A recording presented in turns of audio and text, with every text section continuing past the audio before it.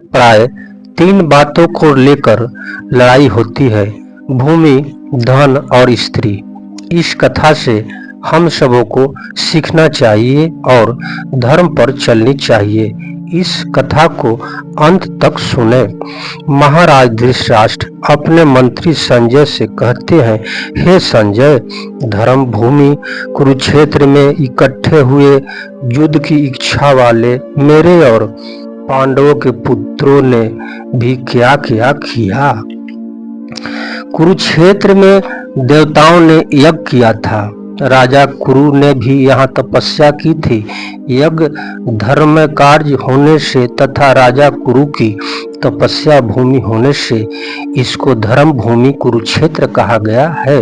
यहाँ धर्म क्षेत्र और कुरुक्षेत्र पद में क्षेत्र शब्द देने में धृतराष्ट्र का अभिप्राय है कि यह अपनी कुरुवंशियों की भूमि है।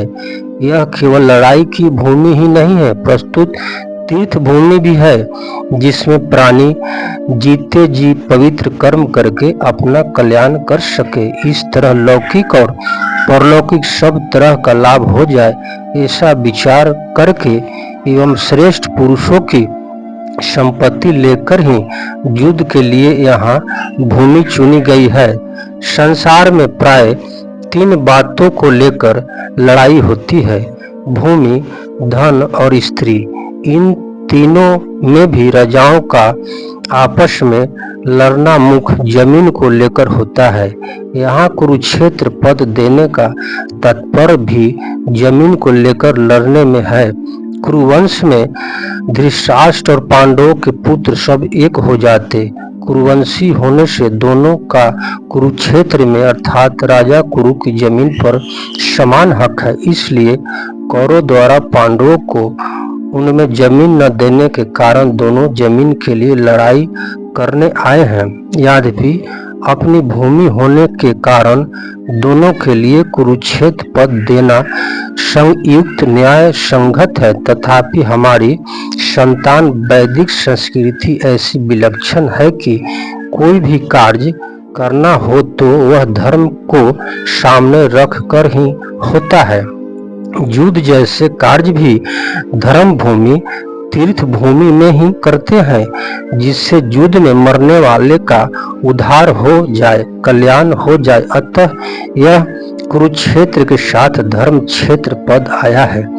यहाँ आरंभ में धर्म पद से एक और बात भी मालूम होती है। अगर आरंभ में धर्म पद से धर लिया जाए और 18वें अध्याय की अंतिम श्लोक में मम पद से म लिया जाए तो धर्म शब्द बन जाता है। अतः संपूर्ण गीता धर्म के अंतर्गत है, अर्थात धर्म का पालन करने से गीता के सिद्धांतों का पालन हो जाता है और गीता के सिद्धांतों के अनुसार कर्तव्य कर्म करने से धर्म का अनुष्ठान हो जाता है। इस धर्म क्षेत्र कुरुक्षेत्र पदों से सभी मनुष्य को यह शिक्षा लेनी चाहिए कि कोई भी काम करना हो तो वह धर्म को सामने रख कर ही करना चाहिए। प्रत्येक कार्य सबके हित की दृष्टि से ही करनी चाहिए, केवल अपने सुख आराम की दृष्टि से नहीं। और कर्तव्य अकर्तव्य के विषय में शास्त्र को सामने रखना चाहिए। गीता 16वें अध्याय का 24वां श्लोक राजाओं के द्वारा बार बार संधि का प्रस्ताव रखने पर भी दुर्योधन ने संधि करना स्वीकार नहीं किया। इतना ही नहीं, भगवान श्री कृष्ण के कहने पर भी मेरे पुत्र दुर्योधन ने स्पष्ट कर दिया कि बिना युद्ध के मैं तीखी सुई की नोक जितना जमीन भी पांडवों को नहीं दूंगा। तब मजबूर होकर पांडवों ने भी युद्ध करना स्वीकार किया है। इस प्रकार मेरे और पांडव पुत्र दोनों ही सेनाओं के सहित युद्ध की इच्छा से इकट्ठा हुए हैं। दोनों सेनाओं में युद्ध की इच्छा रखने वाले भी दुर्योधन में युद्ध की इच्छा विशेष रूप से थी। उनका मुख्य उद्देश्य राज प्राप्ति ही था। वह राज प्राप्ति धर्म से हो चाहे अधर्म से, न्याय से हो चाहे अन्याय से, सत से हो चाहे असत से, किसी भी तरह से हमें राज मिलना चाहिए, ऐसा उनका भाव था। इसलिए विशेष रूप से दुर्योधन का पक्ष ही उत्सुक अर्थात युद्ध की इच्छा वाला था। पांडवों में धर्म की मुख्यता थी। उनका ऐसा भाव था कि हम चाहे जैसे जीवन निर्वाह कर लें पर अपने धर्म में बाधा नहीं आने दें, धर्म के विरुद्ध नहीं चले। इस बात को लेकर महाराज युधिष्ठिर युद्ध नहीं करना चाहते थे, परंतु जिस माँ की आज्ञा से युधिष्ठिर ने 4 भाई सहित द्रौपदी से विवाह किया था, उस माँ की आज्ञा होने के कारण ही महाराज युधिष्ठिर की युद्ध में प्रवृत्ति हुई थी, अर्थात केवल माँ के आज्ञा पालन रूप धर्म से ही युधिष्ठिर युद्ध की इच्छा वाले हुए हैं। तात्पर्य है कि दुर्योधन आदि तो राज्य को लेकर ही उत्सुक थे, पर पांडव धर्म को लेकर ही उत्सुक हुए थे। पांडव धृतराष्ट्र को अपने पिता के बड़े भाई होने से पिता के समान समझते थे और उनकी आज्ञा का पालन करते थे। धृतराष्ट्र के द्वारा अनुचित आज्ञा देने पर भी पांडवों उचित अनुचित का विचार न करके उनकी आज्ञा का पालन करते थे। अतः यह मेरा पद के अंतर्गत कौरव और पांडव दोनों आ जाता है। फिर भी पांडव पद अलग देने का तात्पर्य यह है कि धृतराष्ट्र का अपने पुत्रों में तथा पांडव पुत्र में समान भाव नहीं था, उनके पक्षपात था, अपने पुत्रों के प्रति मोह था। वे दुर्योधन आदि को तो अपना मानते थे पर पांडवों को अपना नहीं मानते थे। इस कारण उन्होंने अपने पुत्र के लिए मेरा और पांडवों के लिए पांडव पद का प्रयोग किया है, क्योंकि जो भाव भीतर होता है वही ही प्राय वाणी से बाहर निकलते हैं। इस दोष भाव के कारण ही धृतराष्ट्र को अपने कुल के संहार का दुख भोगना पड़ा। इससे मनुष्य मात्र को यह शिक्षा होनी चाहिए कि वह अपने घरों में, मोहल्लों में, गांव में, प्रांतों में, देशों में, संप्रदायों में दोष भाव अर्थात ये अपने हैं ये दूसरे हैं ऐसा भाव न रखें, कारण कि दोष भाव से आपस में प्रेम स्नेह नहीं होता, प्रस्तुत कलह होती है। यह पांडव पद के साथ एवं पद देने का तात्पर्य है कि पांडव तो बड़े धर्मात्मा हैं, अतः उन्हें युद्ध नहीं करना चाहिए था, परंतु वे भी युद्ध के लिए रणभूमि में आ गए हैं, तो वहां आकर उन्होंने क्या किया।